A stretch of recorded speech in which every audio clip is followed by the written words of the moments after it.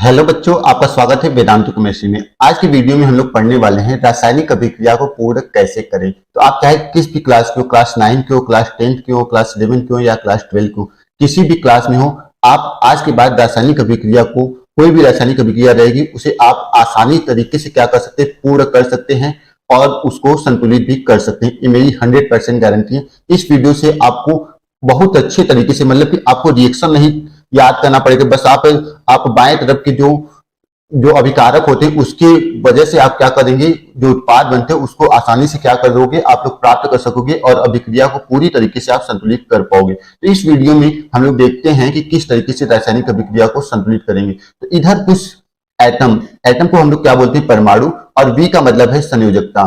तो जो एटम इस साइड आपको सभी परमाणु के नाम दिए गए हैं और इधर उस परमाणु की संयोजकता लिखा गया है। तो ये चीज आपको ध्यान रखना है। अब संयोजकता कैसे निकालते हैं ये चीज मैं बता देता हूं आपको। किसी भी परमाणु की अगर बाहरी कोष में अगर 8 इलेक्ट्रॉन हैं तो उसकी संयोजकता कितनी होगी, 0 होगी। ये चीज आपको ध्यान रखना है। अगर किसी एटम की, किसी परमाणु की बाहरी कोष में 4 से कम इलेक्ट्रॉन है, 4 से कम इलेक्ट्रॉन, मतलब इलेक्ट्रॉन की संख्या जो है वो क्या है, 4 से कम रहेगी। 4 से कम अगर इलेक्ट्रॉन है तो आपको ध्यान देना कि उस एटम की संख्या जितनी इलेक्ट्रॉन रहेंगे वो रहेगा। ठीक, अगर किसी भी एटम की, किसी भी परमाणु की बाहरी कोष में इलेक्ट्रॉन 4 से अधिक है, 4 से अधिक, ठीक, 4 से अधिक है, तो उस कंडीशन में क्या होगा, जो इतना अधिक होगा, मतलब 4 से जितना अधिक होगा, जैसे 5 हो गया, तो उस कंडीशन में आप क्या करोगे, 8 में से 5 को घटा दोगे और आपके पास क्या बचेगा, 3 बचेगा और इस पे क्या लगा दोगे, माइनस। जैसे किसी परमाणु के बाहरी कोष में 6 इलेक्ट्रॉन है तो उससे क्या करोगे, 8 में से 6 घटा दोगे और आपके पास कितना बच जाएगा, 2, तो इसके आगे क्या लगा दोगे, माइनस। लेकिन अगर बाहरी कोष में 4 से कम इलेक्ट्रॉन रहेंगे तो उस कंडीशन में जैसे 4 रहेंगे तो उसकी संयुक्ता +4 हो जाएगी। ठीक, बाहरी कोष में 3 इलेक्ट्रॉन है तो उसकी संयुक्ता +3 हो जाएगी। बाहरी कोष में 2 इलेक्ट्रॉन है तो उसकी संयुक्ता 2। लेकिन अगर 5, 6, 7, 8 रहेंगे तो उस कंडीशन में आप क्या करोगे, 8 में से माइनस करोगे। इतना आपको समझ में आ गया। लेकिन इसके साथ ही कुछ और कंडीशन रहते हैं। जैसे 2 एटम को छोड़ दो, हाइड्रोजन और हीलियम। हाइड्रोजन और हीलियम को आपको क्या करना है, कंसीडर नहीं करना है। ठीक, तो हाइड्रोजन और हीलियम को आप कंसीडर नहीं करोगे क्योंकि हाइड्रोजन के पास केवल 1 इलेक्ट्रॉन होता है और हीलियम के पास 2 ही इलेक्ट्रॉन होता है, तो हीलियम की भी संयोजकता 0 होती है। और एक चीज और आपको ध्यान रखना है, हीलियम की संयोजकता, मतलब इसके लिए 8 इलेक्ट्रॉन की जरूरत नहीं पड़ती, इसकी संयोजकता 0 होती है। ये चीज आपको ध्यान रखना है। तो इधर हमने क्या लिखा है, जितने भी परमाणु हैं 20 तक, आपके मैक्सिमम सिलेबस में 20 तक में ही आपका काम हो जाएगा। तो hydrogen, helium, lithium, beryllium, boron, carbon, nitrogen, oxygen, fluorine, या इस तरीके से 20 तक जितने भी एलिमेंट्स हैं उस सारे एलिमेंट्स के यहाँ पे क्या है, लिखे गए हैं। इसके नीचे भी कुछ आयन्स हैं। आयन का मतलब होता है जैसे मूलक, तो यहाँ पे कुछ मूलक दिए हुए हैं, उसकी संयोजकता, जैसे किसी के ऊपर माइनस आ जाता है, किसी के ऊपर प्लस आ जाता है, तो उसकी संयोजकता यहाँ पे लिखी हुई है। ये चीज आपको क्या करना है, ध्यान रखना है कि कैसे इस अभिक्रिया को हम लोग क्या करेंगे, संतुलित करेंगे। ठीक है, तो सबसे पहले अब हम लोग क्या करते हैं, संयोजकता कैसे निकलता है ये तो मैंने आपको बता दिया। अब मैं एग्जाम्पल के थ्रू आपको समझाने की कोशिश करूंगा। जैसे यहाँ पे हाइड्रोजन है, हाइड्रोजन के पास कितने इलेक्ट्रॉन होते हैं, हाइड्रोजन के पास 1 इलेक्ट्रॉन होता है। ठीक, तो इसकी संयोजकता कितनी हो जाएगी, +1। ठीक, और क्लोरीन के पास जो इलेक्ट्रॉन होता है वो कितना इलेक्ट्रॉन होता है, 17 इलेक्ट्रॉन होता है। अभी आपको दिखा रहा हूं मैं, यहाँ पे आपको क्या दिख रहा है, क्लोरीन दिख रहा है। तो क्लोरीन के पास कितने इलेक्ट्रॉन है, 17 इलेक्ट्रॉन, और इसकी संयोजकता कितनी होगी, -1 होगी। -1 संयोजकता कैसी हुई, जैसे मैंने अभी आपको बताया कि 17 इलेक्ट्रॉन का मतलब क्या हो गया, पहला जो सेल है उसमें कितने इलेक्ट्रॉन होंगे, 2 इलेक्ट्रॉन, दूसरे वाले में 8 होंगे और तीसरे वाले में 7। तो 2, 8, 10 और 7, 17 हो गए। तो 7 है यहाँ पे, तो 7 को क्या करोगे, 8 से घटा दोगे तो आपके पास क्या मिलेगा, 1 मिलेगा। तो अगर 8 में से घटाने पे जो आ गया वो इसकी क्या हो जाएगी, संयोजकता हो जाएगी। तो क्लोरीन की संयोजकता कितनी हो गई, -1 हो गई। अब यहाँ पे हम लोग देखते हैं क्लोरीन की संयोजकता कितनी हो गई, -1। इतना बात क्लियर। अब आती है सोडियम की। तो सोडियम यहाँ पे है, तो सोडियम की संयोजकता कितनी होती है, +1। पहले में 2 इलेक्ट्रॉन, दूसरे वाले में 8 और तीसरे वाले में 1। तो यहाँ पे 8 से घटाने की जरूरत है नहीं, क्योंकि 5 से अधिक रहेगा तब उस कंडीशन में घटानी पड़ती है। तो यहाँ पे 1 इसकी है, तो 1 इलेक्ट्रॉन है बाहरी कोष में, तो इसकी संयोजकता कितनी हो जाएगी, +1। और OH में देखिए यहाँ पे ऑक्सीजन है, यहाँ पे हाइड्रोजन है, तो ऑक्सीजन की जो संयोजकता होती है वो कितनी होती है, -2, और हाइड्रोजन की संयोजकता कितनी होती है, +1। तो -2 और +1 को जोड़ोगे तो क्या मिलेगा, -2 +1, दोनों को जोड़ दिए तो आपको क्या मिलेगा, 2 में से 1 चला जाएगा, यहाँ पे 1 बचेगा और 1 2 के आगे क्या है, माइनस, तो यहाँ पे -1 मिलेगा। तो इसलिए OH की संयोजकता कितनी हो जाएगी, -1। इतना क्लियर। अब जब भी कोई भी रासायनिक अभिक्रिया को आपको पूर्ण करना पड़ेगा, उसमें आपको ध्यान देना कि ये जो OH है ये दोनों एक में है, तो जो बाहर वाला एटम रहेगा वो दूसरे वाले परमाणु से या दूसरे वाले आयन से जुड़ेगा, और जो अंदर वाला परमाणु रहेगा वो अंदर वाले परमाणु से जुड़ेगा, और जो अंदर वाला रहेगा उसे हम लोग पहले लिखेंगे। ठीक है, तो ये चीज आप ध्यान दे सकते हो अपने एग्जाम्पल के थ्रू, ये थोड़ा दिमाग लगा के। तो NaCl, यहाँ पे N है और यहाँ पे Cl है, जो प्लस वाला चार्ज रहेगा उस प्लस वाले चार्ज को आप पहले लिखोगे, तो Na पे क्या है प्लस है और Cl पे क्या है माइनस है, तो Na को आप पहले लिखोगे और Cl को ऐसे लिख दोगे। प्लस यहाँ पे क्या है हाइड्रोजन है और यहाँ पे क्या है OH है, तो यहाँ पे OH लिख दिए। ठीक, ये चीज आपको समझ में आ गया। अब Na पे क्या था +1 था और क्लोरीन पे क्या था -1 था।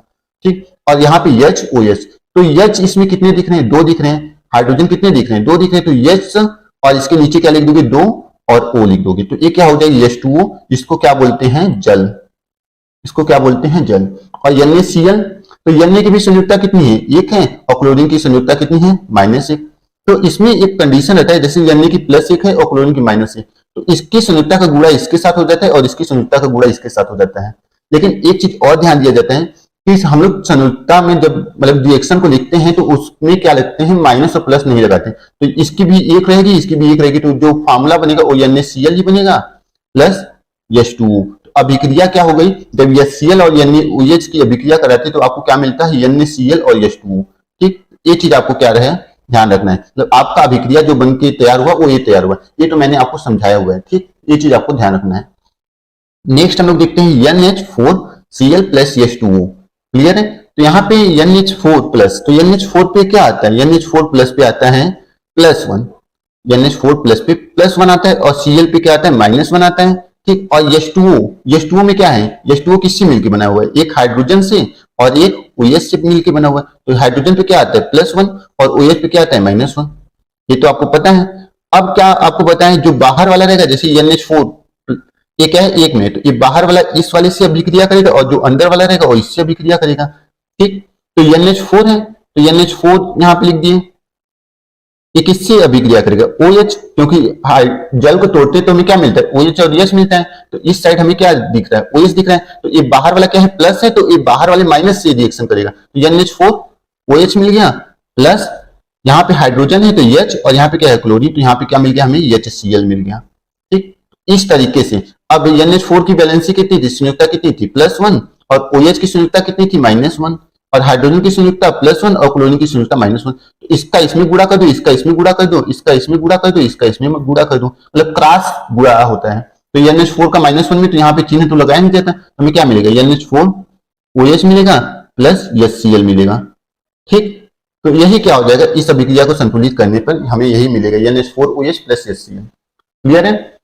अब हम लोग थर्ड एग्जांपल को देखते हैं, तो यहाँ पे क्या है हाइड्रोजन है तो हाइड्रोजन की संयुक्ता +1 होती है और क्लोरीन की संयुक्ता -1 होती है। उसी तरीके से कैल्शियम की संयुक्ता +2 होती है और कार्बोनेट की संयुक्ता, यहाँ पे कार्बोनेट आपको दिखा रहा हूं मैं, कार्बोनेट यहाँ पे CO3, ये क्या है कार्बोनेट है, इसकी संयुक्ता यहाँ पे कितनी दिख रही है -2। ठीक, इसकी संयुक्ता -2 दिख रही है। तो अब इसको देखते हैं, तो कार्बोनेट की संयुक्ता कितनी हो गई -2। क्लियर है। अब यहाँ पे देखिए आपको थोड़ा सा यहाँ पे प्रॉब्लम होगी, ताकि अभी आपको सिंगल सिंगल वाला जिसकी संयुक्ता +1 और -1 इस तरीके से आती थी उसका आप सॉल्व कर रहे थे। अब आपको दूसरी देखने, तो हाइड्रोजन किसके साथ अभिक्रिया करेगा, ये बाहर वाला इस बाहर वाले के साथ और ये अंदर वाला इस अंदर वाले के साथ क्रिया करेगा। तो यहाँ पे जो अंदर वाला है उसको पहले लिख लेते हैं, तो यहाँ पे क्या हो जाएगा कैल्शियम पे प्लस चार्ज है और जिसपे प्लस चार्ज रहता है उसी परमाणु को हम लोग क्या करते हैं पहले लिखते हैं, यहाँ पे Ca पहले हो जाएगा और Cl बाद में हो जाएगा। अब कैल्शियम की संयुक्ता कितनी है +2 और क्लोरीन की संयुक्ता कितनी है -1। ठीक, फिर प्लस लगा देते हैं, यहाँ पे क्या है फिर यश हाइड्रोजन है और यहाँ पे CO3 है, तो यहाँ पे हाइड्रोजन लिख देते हैं और यहाँ पे CO3 लिख देते हैं। तो CO3 की संयुक्ता -2 और हाइड्रोजन की संयुक्ता +1। इतना बात क्लियर। आप प्लस वाले एटम को क्या करोगे पहले लिखोगे। अब इस वाले जो कैल्शियम के ऊपर +2 है वो किसके साथ जुड़ेगा क्लोरीन के साथ, और क्लोरीन की जो -1 है वो किसके साथ जुड़ेगा कैल्शियम के साथ। यहाँ पे क्या हो जाएगा Ca, क्लोरीन की संयुक्ता कितनी है 1 है, तो इसके आगे 1 लगाओगे तो उस 1 का कोई मतलब नहीं होता, जब 1 से अधिक कोई नंबर रहता है तो उसको हम लोग लगाते हैं। और क्लोरीन का इसके साथ जोड़ोगे तो क्लोरीन कितना है 2, तो यहाँ पे 2 लगाना पड़ेगा। ठीक, अब यहाँ पे देखिए H इसके साथ गुणा करेगा क्योंकि H की संयुक्ता कितनी है 2, अरे H की संयुक्ता 1 है और कार्बोनेट की 2 है, तो यहाँ पे इसका इसमें क्रॉस मल्टीप्लाई होगा और +1 का इसमें मल्टीप्लाई होगा, तो H2 हो जाएगा और CO3। लेकिन ये क्या है, H2CO3 जो होता है ये संतुलित अवस्था में नहीं रहता है, इसलिए किसमें टूट जाता है, ये टूट जाता है H2O प्लस CO2 में। ठीक, तो ये चीज आपको ध्यान देना है, क्योंकि H2O निकल जाएगा, यहाँ पे पानी और कार्बन डाइऑक्साइड गैस में टूट जाते हैं, तो इसको बैलेंस करेंगे तो हमें क्या मिलेगा, CaCl2 plus CO2 plus H2O। ये क्या हो जाएगा, अभिक्रिया हो जाएगा। इसको ऐसे आप समझ सकते हैं कि जैसे ये वाला जो रिएक्शन है उसका आपको कहाँ पे मिला है, उसका आपको यहाँ पे मिला है। ठीक, इस वाले अभिक्रिया को आपको कहाँ पे मिला है, यहाँ पे मिला है। ठीक, मतलब आपको कैसे बनाना है ये मैं बनाने का तरीका बता रहा हूँ इसमें। नेक्स्ट 4 नंबर का एग्जांपल हम लोग देखते हैं, यहाँ पे K3PO4 प्लस AlNO3 का होल थ्राइस। यहाँ पे पोटेशियम किसके साथ अभिक्रिया करेगा, NO3 के साथ, और एल्यूमिनियम किसके साथ अभिक्रिया करेगा, फास्फेट आयन के साथ। तो पोटेशियम इसके साथ अभिक्रिया करेगा तो क्या हो जाएगा कि पोटेशियम की कितनी होती है, +1, और फास्फेट की कितनी होती है, -3। ठीक, एल्यूमिनियम की कितनी होती है, +3, और नाइट्रेट की कितनी होती है, -1। ठीक, तो ये मैंने यहाँ पे लिखा हुआ है, अगर आप देखना चाहते हैं यहाँ पे थोड़ा सा देखिए आप लोग, यहाँ पे पोटेशियम है तो पोटेशियम की यहाँ पे क्या लिखा हुआ है, +1, पोटेशियम की क्या है, +1। ठीक, फास्फेट PO4 का मैंने क्या बताया, -3, तो PO4 का यहाँ पे देखिए आपको दिख रहा होगा, PO4 का क्या है, -3। ठीक, फिर नेक्स्ट क्या है, एल्यूमिनियम, तो एल्यूमिनियम यहाँ पे है, एल्यूमिनियम का +3 है, और NO3 का होल साइज, तो NO3 का कितना है, NO3 का -1 है। ठीक है, तो ये सब आपको क्या रखना है, याद रखना है। ठीक, अब इसको हम लोग क्या करेंगे, बैलेंस करेंगे। तो पोटेशियम किसके साथ, NO3 के साथ, तो पोटेशियम NO3, तो नाइट्रेट की कितनी है, -3, अरे नाइट्रेट की -1 है, नाइट्रेट की -1 और पोटेशियम की +1 होती है। और फिर क्या है, एल्यूमिनियम है, तो एल्यूमिनियम की कितनी है, +3, और फास्फेट की कितनी है, -3। क्लियर है, तो अब इस पे भी प्लस है, इस पे भी -1 है, मतलब इस पे +1 है, इसमें -1 है, तो 1 1 ही दोनों है, क्योंकि हम लोग चिन्ह तो लगाते नहीं, तो इसलिए इसका जो फॉर्मूला बन जाएगा KNO3 बन जाएगा। और यहाँ पे क्या है, एल्यूमिनियम, तो एल्यूमिनियम की भी 3 है और फास्फेट की भी 3 है, तो यहाँ पे AlPO4 बन जाएगा। ठीक, तो इस तरीके से अभिक्रिया जो होगी वो क्या हो जाएगी, कंप्लीट होगी। ठीक, ये ऐसे होता है, अभिक्रिया को संतुलित किया जाता है। नेक्स्ट हम लोग क्वेश्चन को देखते हैं, यहाँ पे MgNO3 का होल ट्वाइस प्लस Na2CO3 है, तो मैग्नीशियम किसके साथ रिएक्शन करेगा, CO3 के साथ, और Na किसके साथ करेगा, NO3 के साथ। तो NO3 की कितनी है, -1, और Na की कितनी है, +1, CO3 की कितनी है, -2, अभी मैंने यहाँ पे बताया CO3 की -2, और मैग्नीशियम की कितनी होती है, +2, मैग्नीशियम की क्या होती है, +2, यहाँ पे लिखा हुआ है ना मैग्नीशियम की +2। ठीक, तो अब इसको देखते हैं, तो Mg किसके साथ अभिक्रिया करेगा, CO3 के साथ, तो Mg CO3 हो जाएगा प्लस NO3। ठीक, तो Mg का कितना है, +2, और CO3 का -2, तो ये इसमें तो कोई चेंज नहीं हुआ क्योंकि दोनों नंबर सेम है, तो हमारा जो प्रोडक्ट बनेगा MgCO3 ही बनेगा, क्योंकि अगर क्रॉस मल्टीप्लाई करेंगे तब भी तो कोई दिक्कत नहीं होगा ना। अब यहाँ पे NO3 का देख लेते, तो NO3 का कितना है, NO3 का -1 है, NO3 का -1, और Na का कितना है, Na का +1 है, तो इसको हम लोग ऐसे कर लेते हैं NaNO3, क्योंकि दोनों का प्लस और -1 ही है, तो इसमें भी कोई चेंज नहीं होगा। अब इसमें देखते हैं कि हमारा जो एटम है वो संतुलित है कि नहीं, हमारा जो एटम है वो संतुलित है कि नहीं। यहाँ पे सोडियम 2 दिख रहा है और NO3 कितना दिख रहा है, 2 दिख रहा है, तो इसके आगे 2 लगा दो तो Na भी 2 हो जाएगा और NO3 भी 2 हो जाएगा, तो कोई दिक्कत नहीं है, अब हमारा समीकरण संतुलित हो चुका है। ठीक, और नेक्स्ट हम लोग देखते हैं Na प्लस CaSO4, तो Na किसके साथ अभिक्रिया करेगा, इसके साथ अभिक्रिया करेगा, तो Na की कितनी होती है, +1, और Ca की कितनी होती है, +2, और SO4 की कितनी होती है, -2। ठीक, तो NaSO4 के साथ अभिक्रिया करेगा, तो NaSO4 हो जाएगा, और प्लस क्या लिखेंगे, Ca। इतना क्लियर है। अब आपको देखना है कि Na की कितनी होती है, +1, और SO4 की -2, तो क्रॉस मल्टीप्लाई करेंगे हम लोग, तो Na कितना हो जाएगा, 2, तो Na के नीचे 2 लिख देंगे और SO4 आ जाएगा प्लस Ca। ठीक, अब Na कितना है, सोडियम यहाँ पे कितना दिख रहा है, 2 दिख रहा है, तो इसको बराबर करने के लिए, संतुलित करने के लिए इस सोडियम के आगे 2 लगा देंगे, तो इस अभिक्रिया को ऐसे पूर्ण करेंगे हम लोग। ठीक, नेक्स्ट हम लोग एग्जाम्पल देखते हैं। नेक्स्ट एग्जाम्पल है एल्युमिनियम क्लोराइड जब अभिक्रिया करती है NH4 का होल थ्राइस PO4 से, तो एल्युमिनियम इस PO4 के साथ ज्वाइन होगी और NH4 किसके साथ ज्वाइन होगा, Cl के साथ, क्योंकि इस पे प्लस आ गया तो एल्युमिनियम पे कितना प्लस आता है, एल्युमिनियम आपको दिख रहा है इसमें +3 है, तो एल्युमिनियम के ऊपर +3 लगा दो, और क्लोरीन का कितना होता है, -1, यहाँ पे -1 दिख रहा है। NH4 पर कितना होता है, +1, अब PO4 पे कितना होता है -3, तो यहाँ पे -3 कर देते हैं। अब Al किसके साथ जुड़ेगा, Al PO4 के साथ जुड़ेगा और NH4 किसके साथ जुड़ेगा, Cl के साथ जुड़ेगा।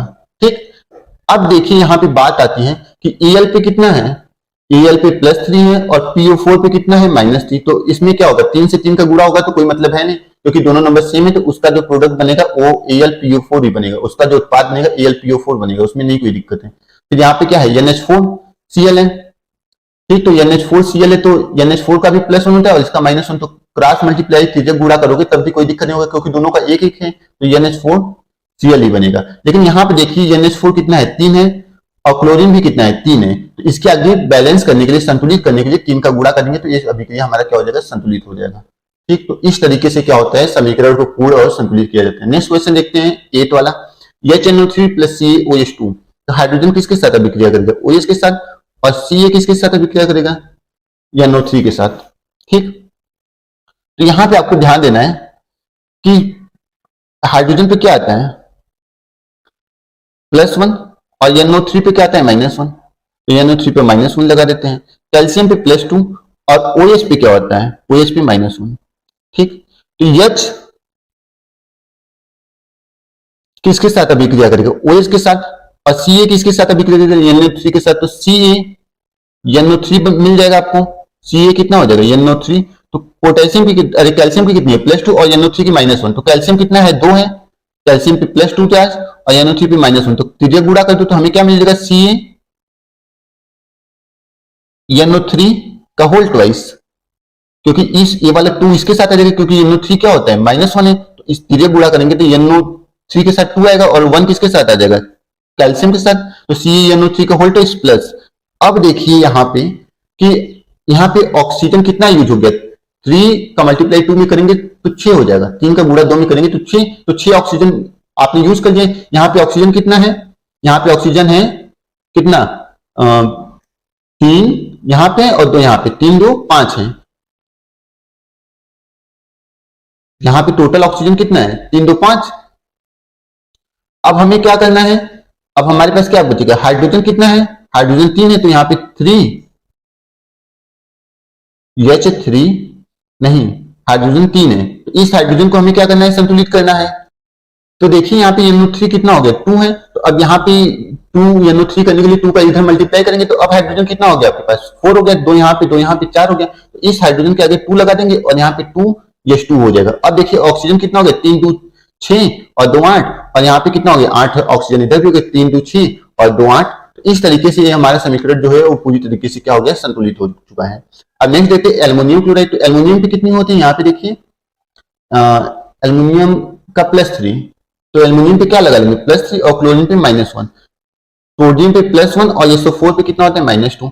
अब इसका इसके साथ मल्टीप्लाई होगा और अंदर का अंदर वाले के साथ मल्टीप्लाई होता है। Al किसके साथ अभिक्रिया करेगा, Al जो है, तो Al अभिक्रिया करेगा SO4 के साथ, तो यहाँ पे क्या बन जाएगा, AlSO4 और प्लस NaCl।